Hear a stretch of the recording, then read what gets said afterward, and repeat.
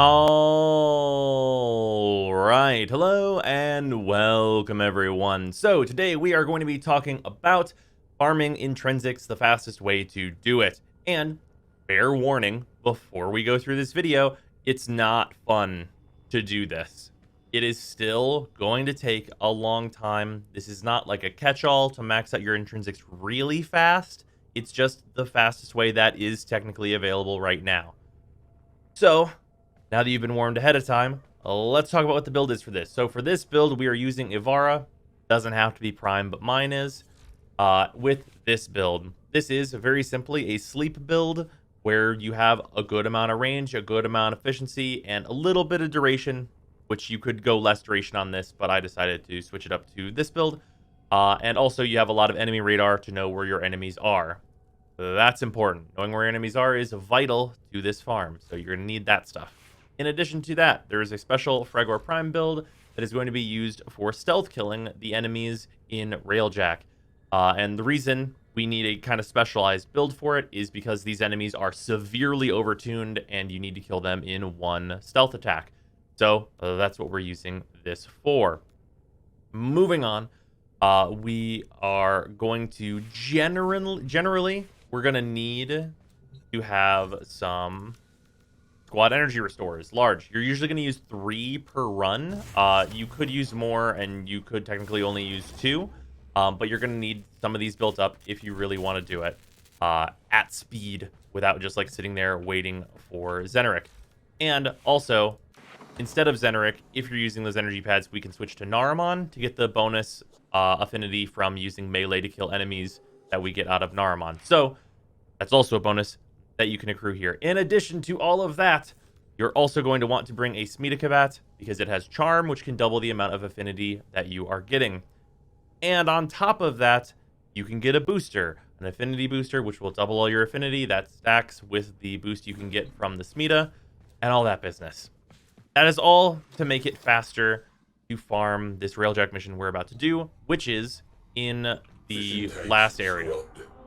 So, if you are in the Vale Proxima, Flexa is the node that is going to consistently spawn what we need to do this farm. However, because you need to get 7 intrinsics to even get here, of course, there is an option in the Saturn Proxima, which is Cassio's Rest will always spawn what you need to do this farm, which is a galleon. So if you are only to Saturn, you can do this on Cassio's Rest, and it'll be just slightly slower than what we get on Flexa because of the difference in enemy levels. But we load up Flexa, and we're going to do what we do in pretty much all Railjack missions, of course, which is get our ship to a safe place, and then abandon it and go do what we're actually doing here. Now, I want to address some concerns that people have expressed with this farm, in that, like, some people seem to think it is an exploit of some description or anything like that, and it is not. It is not an exploit. This farm has existed for literal years, and DE have nerfed this farm for, like, they've nerfed it multiple times as it has come up and been useful, and I very much believe that they will nerf it again. But that does not mean it's an exploit if they end up nerfing it, which they almost certainly will. So you just get your ship out to a fairly safe location, and then you just fly to the galleon. Yeah, so what we are essentially doing is known as the Adaro farm, because you can do it on the regular star chart on Adaro. And it'll become really obvious to those of you that have done the Adaro farm how we're doing that. It is worth noting that in general, you're going to need to use Ivara for this, as her sleep arrow resets enemy alert states, and you need them to be unalerted in order to accrue your stealth multiplier. And that's certainly a part of this that I could see getting nerfed, because why would they fix intrinsics being hilariously slow to farm and a giant slog, even if you do it this way, instead of just nerfing Ivara and calling it a day, and then not having a good way to earn intrinsics at all. Which is more than likely what's actually going to happen. So, just board this.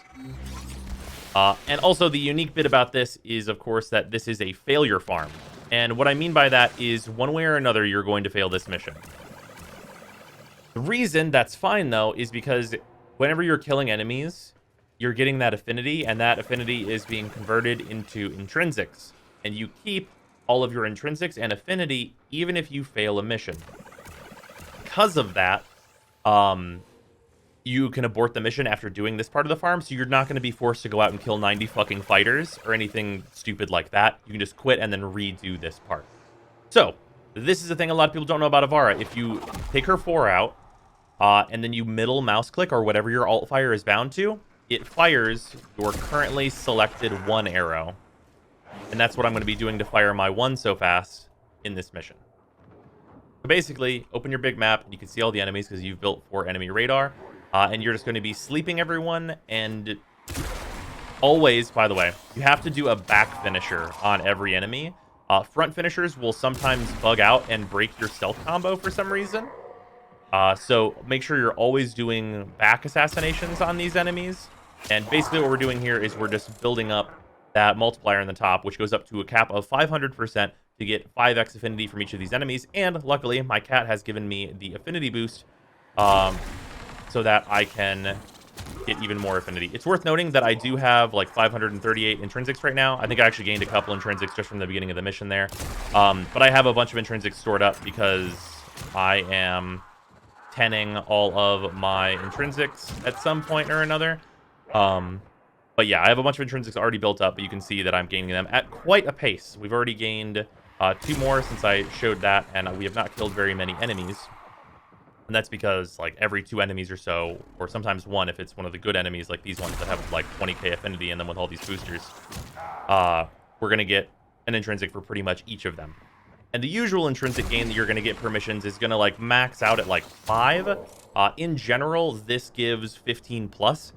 If you get lucky, like I kind of did by getting the cat buff so fast here, generally you can get about 30. Because obviously the double affinity from the cat is going to be affecting you in a big way. And every once in a while you can get more than that, but generally 15 plus is pretty much guaranteed from this method. Even if you don't have a Smita Kavat, you're still going to be getting about that much per mission, which is much better than you can get anywhere else, especially because these runs usually take somewhere below 10 minutes, and usually you're going to be spending more time than that if you're doing the actual railjack missions and not the abort farm. But yeah, like this is the whole method, as you can see here. So while we're going through this and just showing like how much we're getting, I kind of wanted to talk about the current state of the farms in railjack. And that is that pretty much every farm in railjack right now is an abort farm. And what I mean by that is, like, you're loading into the mission, you're seeing if, like, the Orokin Tower spawns, so you can go and get a thing from there. If it didn't spawn, you quit the mission. If it did spawn, you go onto it, see if the thing spawned there. And if it didn't, you quit the mission. And then when the anomaly shows up, you board it. If you don't get anything, you quit the mission. And then there's this, where you go and you get your affinity, and then you quit the mission. And what it really boils down to, and I think shows pretty well, is that nobody wants to suffer through these fucking 90 fighters, right? Because, like, you're gonna get, if you're doing the quit farm on the anomaly, you're probably going to get, like, some Dirac or whatever and some resources that you could likely use, but it's literally not worth the time investment of killing, like, 90 goddamn fighters and whatever else to stay in that mission. It's just not worth doing because it takes such a stupid amount of time. Also, thing worth noting, this area here, the enemies won't show up until the door opens, and the inside of these ships is almost always identical. Like, it's usually the exact same inside every time you're going to board it. Sometimes arranged very minorly differently, but they're very, very straightforward. This area is pretty much a thing that always exists, as is the other offshoot area that I was in before getting a bunch of affinity. Yeah, anyway, moving on. Like, yeah. The state of, like, the way people are farming railjack is literally just to avoid the core design of railjack, and that speaks to the problems with railjack that I outlined in my other video, if you guys would like to check that out. Honestly, I know why most of the people are going to be watching this video is literally because they don't want to really play more railjack. They just want to find the most efficient farm for these intrinsics so they can get their MR and get the fuck out. And that also speaks to a big problem with railjack in general, and it speaks to it even more that the best way to level your intrinsics is to not play railjack, to avoid it as much as you possibly can. Because that's really what I'm doing. I'm just doing a star chart mission that I don't particularly like very much to avoid having to play Railjack. And as a huge bonus, you can do this farm completely solo. Like you don't need to have anyone else with you to do this farm. You can just do it completely and totally by yourself. So you don't need to like squad up or rely on randoms. You can just do the thing. And you can see I've got 562 intrinsics now, which is quite an increase from before. But yeah, this farm is pretty straightforward. It's not anything new.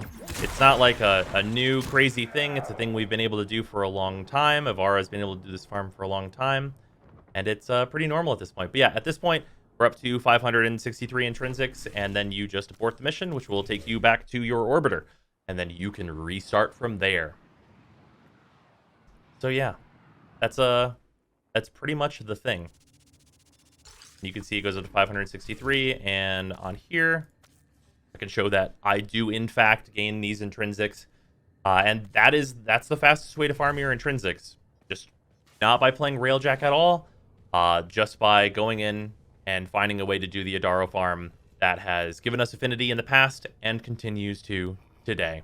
Yeah, Avara will be getting a proper builds video, as of course this is just a very specific farm, and that should be coming out tomorrow, so look forward to that.